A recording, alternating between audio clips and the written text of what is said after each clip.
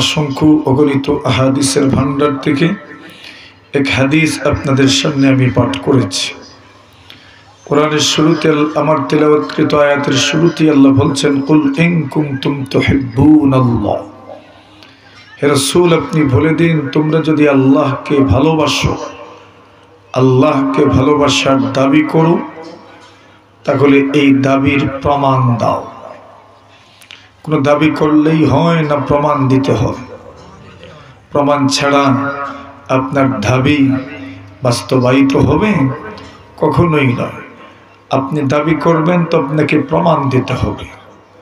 তো প্রমাণ দিবেন, কি প্রমাণ দিবেন? ফাত্তাবিউনি, আল্লাহ বলছেন মানুষকে বলে দাও এরা যেন আপনার অনুসরণ করে আপনাকে মানে, আপনার কথাগুলো যেন মানে।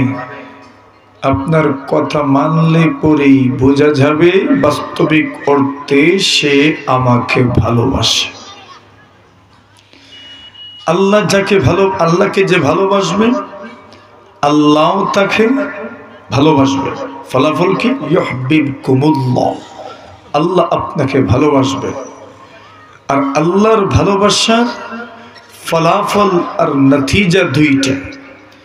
এক নম্বর ফলাফল হলো আল্লাহ যাকে ভালোবাসেন পুরা দুনিয়া তাকে ভালোবাসে। সুবহানাল্লাহ বলে। আল্লাহ যাকে ভালোবাসেন পুরা দুনিয়া তাকে ভালোবাসে।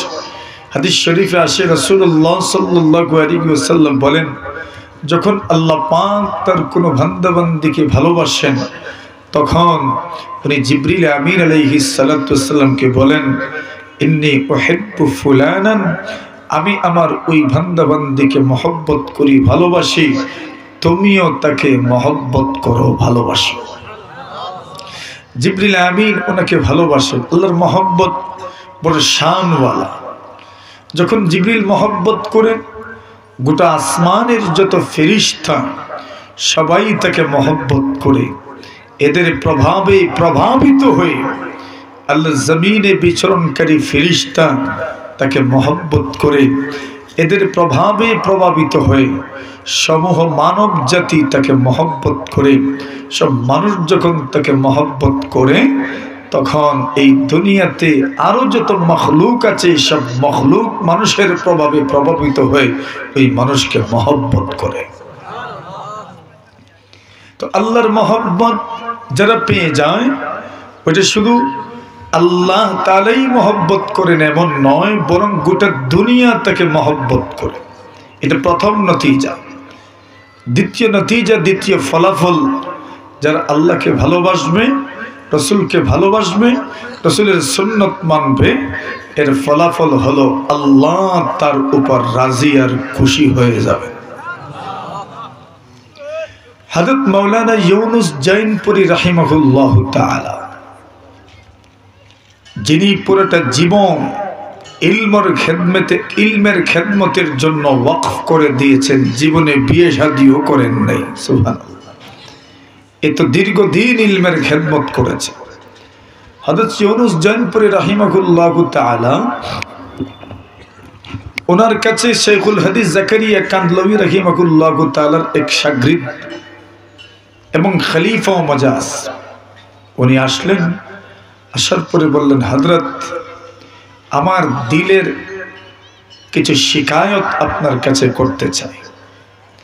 আমার মনের এক দুঃখের কথা আপনাকে শেয়ার করতে চাই। আপনি আমাকে প্রেসক্রিপশন দিবেন, ব্যবস্থাপত্র দিবেন।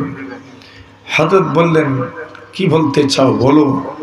উনি বললেন, আমার মনের হালত, আমার মন বলে আল্লাহ আমার উপর নারাজ হয়ে গেছে। আল্লাহ কি হয়ে গেছে?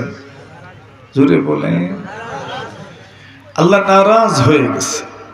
কি মনে করেন, আল্লাহ যদি নারাজ হয়ে যায় তো আমি আমার জীবনটাকে সমৃদ্ধশালী, আমার পরকালকে সমৃদ্ধশালী করতে পারবো? কখনোই না। হযরত বললেন, তো ঠিক আছে, আল্লাহ তোমার উপর নারাজ, তো প্রেসক্রিপশন নিয়ে যাও। প্রেসক্রিপশন হলো আল্লাহকে খুশি করতে হলে মাধ্যম ধরতে হবে। মাধ্যম কি? আল্লাহর রাসূলকে আগে খুশি করতে হবে। জোরে বলেন, কারে খুশি করা লাগবে? রাসূলকে খুশি করতে হবে। বায়া ধরো, তবে আল্লাহ খুশি হবেন। রাসূলকে খুশি করে আল্লাহ খুশি হয়ে যাবেন। হযরত বলেন আল্লাহর ওলি রাসূলকে খুশি করলে আল্লাহ খুশি হয়ে যাবেন, তা তো বুঝলাম। এবার রাসূলকে খুশি করব কেমনে? হযরত শাইখুল হাদিস রাহিমাহুল্লাহু তাআলা বলেন, রাসূলকে যদি খুশি করতে চাও তবে দুইটা আমলের মাধ্যমে রাসূলকে খুশি করা যায়। এক নম্বর আমল হলো, রাসূলকে যদি খুশি করতে চাও, এক নম্বর আমল হলো, কেউ যদি রাসূলকে খুশি করতে চায়, দুরূদ শরীফের আমল বেশি বেশি যারা পড়বে, আল্লাহর নবীজি বলেন ওই মানুষগুলোর উপর রাসূল খুশি হয়ে যান। জোরে বলেন সুবহানাল্লাহ। শুধু রাসূল খুশি হয়ে যান না, কোন মানুষ যদি আল্লাহর নবী বিশ্ব নবী মুহাম্মদুর রাসূলুল্লাহ সাল্লাল্লাহু আলাইহি ওয়াসাল্লামের উপর বেশি বেশি দরুদ পড়তে পারেন, নবীজি জানায় দেন, ইন্না আউলান নাসি বিয়াউমিল কিয়ামাহ আকসারুহুম আলাইয়া সালাতান। রাসূল বলেন, কিয়ামতের কঠিন ময়দানে আমি নবীজির নিকটবর্তী কারা হবে, আমি নবীজির পাশে কারা থাকবে, কারা আমার সবচেয়ে কাছের মানুষ হবে? আল্লাহর নবী বলেন, যারা এই দুনিয়ার জমিনে বেশি বেশি দুরূদ শরীফ পাঠ করবে, রাসূল বলেন ওই মানুষগুলো আমি নবীজির সবচেয়ে কাছের মানুষ হবে। সুবহানাল্লাহ। আল্লাহর হাবিবের সাহাবী আব্দুর রহমান ইবনে আওফ বলেন, একদিন পয়গম্বর আলাইহিস সালাতু ওয়াস সালাম আমার বাগানে প্রবেশ করলেন। দেখা রাসূলুল্লাহ সাল্লাল্লাহু আলাইহি ওয়াসাল্লাম হাইতি, আল্লাহর নবী বিশ্ব নবীজি আমার বাগানে প্রবেশ করলেন। আমার বাগানে প্রবেশ করে আল্লাহর রাসূল সাল্লাল্লাহু আলাইহি ওয়াসাল্লাম এত লম্বা সিজদা করেছেন।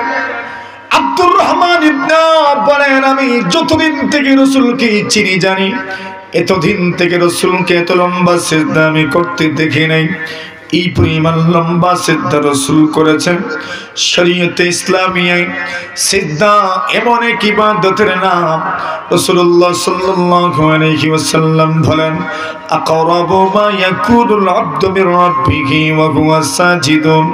আল্লাহর কোন বান্দা বান্দি যদি সিজদা করতে পারে, ওই সিজদার মাধ্যমে আল্লাহর বান্দা বান্দি তার রবের সবচেয়ে বেশি নিকটে চলে যায়। জোরে জোরে বলেন সুবহানাল্লাহ। যে যত বেশি সিজদা করতে পারবেন, সে তার রবের তত বেশি নিকটবর্তী। যে যত বেশি লম্বা সিজদা করতে পারবেন, সে তার রবের তত বেশি প্রিয়। আল্লাহর নবীর সাহাবী আব্দুর রহমান ইবনে আওফ বলেন, আমি আল্লাহ রাসূলকে এত লম্বা সিজদা করতে আমি দেখলাম, নবীজিকে যতদিন থেকে চিনি জানি এত লম্বা সিজদা আমি করতে দেখি নাই।